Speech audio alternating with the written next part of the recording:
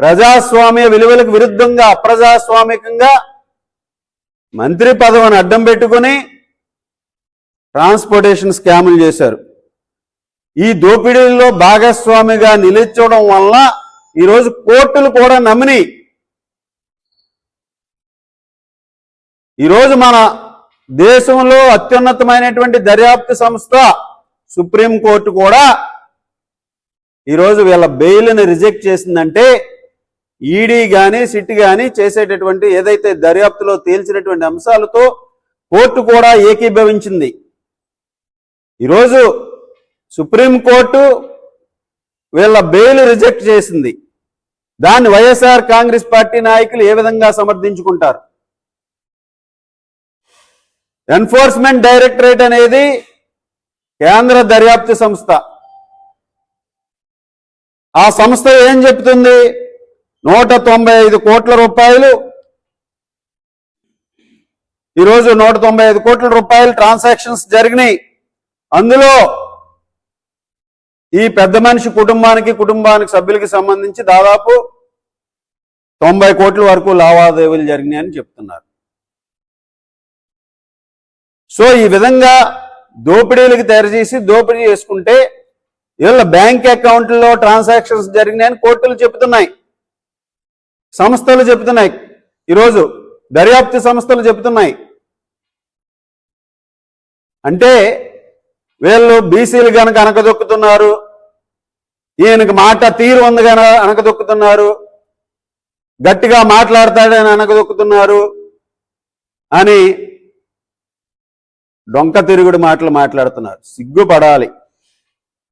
ఈరోజు ఈయనకి ఎవరూ కూడా దీన్ని రాజకీయం చేసి దాని ద్వారా ఏదో సానుభూతి పొందుదామంటే ఈ రాష్ట్ర ప్రజలు కానీ తణుకు నియోజకవర్గ ప్రజలు ఎవరూ కూడా విశ్వసించేటటువంటి పరిస్థితుల్లో లేరు.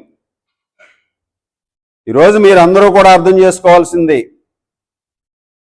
ఏ విధంగా దీన్ని దోపిడీ చేసి వాళ్ళ స్వప్రయోజనాల కోసం వాడుకున్నారో ఈడీ సంస్థ చెప్తుంది బ్యాంకు ట్రాన్సాక్షన్స్ చేశారని.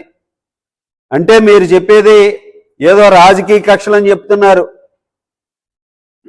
అంటే ప్రభుత్వమే వీళ్ళ ఖాతాలు క్రియేట్ చేసి ఖాతాల్లోకి ట్రాన్సాక్షన్ చేసిందా, లేకపోతే మేము వీళ్ళ బ్యాంక్ అకౌంట్లు క్రియేట్ చేసి వీళ్ళ పేర్ల మీద మేమే డబ్బులు పంపించి వీళ్ళ మీద కుట్రలు చేశామా వీళ్ళని అరెస్టులు చేయడానికి? ఈరోజు ఏదైతే ఈ సంస్థల్ని షెల్ కంపెనీలు పెట్టి సుదర్శన్ కన్స్ట్రక్షన్స్ పేరుతో ఏ విధంగా దోపిడీలు చేశారనేది కళ్ళకు కట్టినట్లు మనకి అనేక న్యూస్ ఛానల్స్లో పత్రికల్లో రావటం జరుగుతుంది. దర్యాప్తు సంస్థ దర్యాప్తు చేస్తుంది. 6 నెలల నుంచి దాదాపు 6 నెలల నుంచి మేకపోతు గాంభీర్యం ప్రదర్శిస్తూ మేము అరెస్ట్ చేయం, మేము అరెస్ట్ అవ్వం, మేము ఏ తప్పు చేయలేదు, ఎక్కడికైనా వెళ్ళటానికి సిద్ధం అని చెప్పేశారు.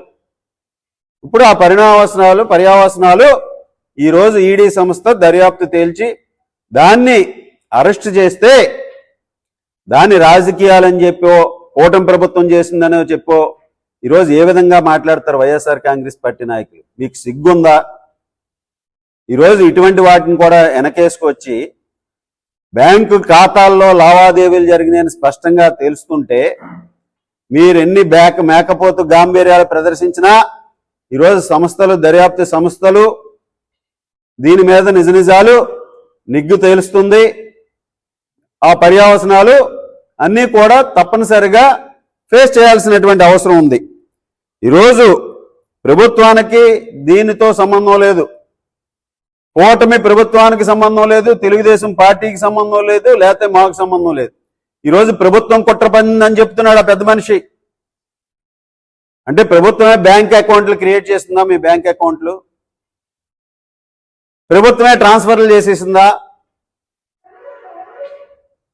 ఈరోజు మీరు చేసినటువంటి తప్పిదాలు, మీరు చేసినటువంటి అక్రమాలు, అవినీతులు ఒక్కొక్కటి కూడా పొట్టలు పగిలినట్టు ఒక్కొక్కటి బయటకు వస్తున్నాయి. మీరు అర్థం చేసుకోవాలి. వైఎస్ఆర్ కాంగ్రెస్ పార్టీ నాయకులకు ఒకటే చెప్తున్నాం, ఇందులో రాజకీయాలకు తావులేదు. ప్రభుత్వానికి, తెలుగుదేశం పార్టీకి, చంద్రబాబు నాయుడు గారు ఎప్పుడూ కూడా కక్షపూరిత రాజకీయాలకు వ్యతిరేకం. వ్యవస్థలను నిర్వీర్యం చేసి అధికారం ఉంది కదా అని అహంతో అవినీతిని కొత్త పొంతలు తొక్కించి దోపిడీలకు తెరదీసినటువంటి మీరు అడ్డంగా దొరికి ఈరోజు మరలా ఆ నిందలు ప్రభుత్వం మీదో మా నాయకుల మీదో మోపడం అనేది ఎంతవరకు సమంజసం? ఈరోజు వైఎస్ఆర్ కాంగ్రెస్ పార్టీ నాయకులను ఒకటే ప్రశ్నిస్తున్నాం. ఈయనేదో అరెస్ట్ చేస్తే బీసీల మీద దాడులని చెప్తున్నారు. ఈయన ఎంతమంది బీసీలను ఇక్కడ తణుకు నియోజకవర్గంలో అనగదొక్కాడు? ఎంతమంది బీసీలని ఈయన ఏ విధంగా 5 సంవత్సరాల కక్షపూరితమైనటువంటి రాజకీయాలు చేశాడు? ఏ విధంగా బీసీ నాయకుల్ని అప్పుడున్నటువంటి పోలీసు వ్యవస్థను అడ్డం పెట్టుకుని కాళ్ళతో తన్నించాడు? ఇవన్నీ గుర్తుకు రావట్లేదా మీకు వైఎస్ఆర్ కాంగ్రెస్ పార్టీ నాయకులారా? కక్షపూరిత రాజకీయాలంటే ఆ రోజు తెలుగుదేశం పార్టీకి చెందినటువంటి మాజీ మంత్రులుగా ఉన్నప్పుడు ప్రతిపక్షంలో అక్రమ అరెస్టులు చేసి ఎటువంటి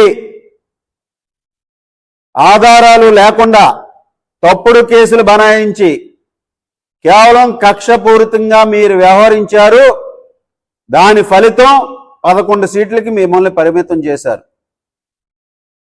ఆ రోజు ఒక అచ్చెన్నాయుడు గారిని తీసుకోండి, ఆయన పైల్స్ ఆపరేషన్ చేయించుకుని ఇంటి దగ్గర రెస్ట్ తీసుకుంటుంటే ఎన్ని కిలోమీటర్లు రక్తం ఓడుతున్నా కారుల్లో తిప్పి కరోనా సమయంలో కరోనా వార్డుల్లో పెట్టి ఏ విధంగా హింసించారు?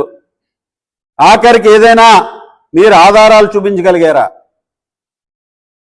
మరొక బీసీ మాజీ మంత్రి, ఆ రోజు ఉన్నటువంటి మంత్రిగా ఉన్నటువంటి కొల్లు రవీంద్ర గారిని ఏ విధంగా అక్రమ అరెస్టులు చేశారు? ఆ రోజు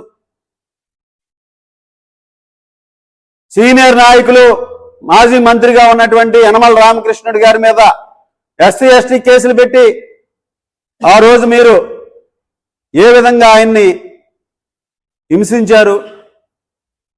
మరీ విడ్డూరంగా మరొక బీసీ నాయకులు ఈరోజు స్పీకర్గా ఉన్నటువంటి అయ్యన్న పాత్రుడి గారి ఇల్లుని ఏ విధంగా కూలగొట్టారో చూసాం. ఆ రోజు ఇంటి మీదకి దాడులకు ఏ విధంగా వెళ్ళారో. అయ్యన్న పాత్రుడి గారి మీద ఎటువంటి కేసులు పెట్టారు? మీరు రేప్ కేసులు పెట్టారు. అంత దుర్మార్గమైనటువంటి పరిపాలన ఈ రాష్ట్ర ప్రజలందరూ కూడా చూశారు.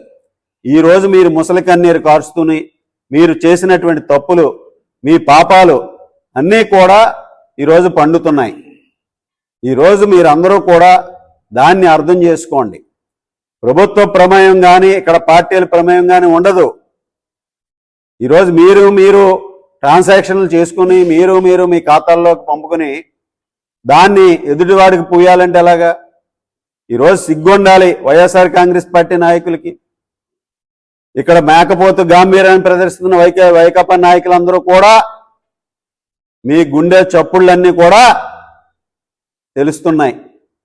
మీరు ఎన్ని విన్యాసాలు చేసినా ఏమి చేసినా కోర్టులు ఉన్నాయి, దర్యాప్తు సంస్థలు ఉన్నాయి, అన్నీ కూడా నిజాలు ఒక్కొక్కటి కూడా బయటపడుతున్నాయి. మీరు 6 నెలల నుంచి ఎంత మేకపోతు గాంభీర్యాలు ప్రదర్శించి డైవర్షన్ పాలిటిక్స్ చేసి దాన్ని పక్కదోవ పట్టిద్దాం, దీన్ని పక్కదోవ పట్టిద్దాం అని చెప్పి జంజీలుగా మీరే కూర్చుని టెంటలు వేసుకుని జంజీ వేషాలు వేశారు, రకరకాల విన్యాసాలు చేశారు.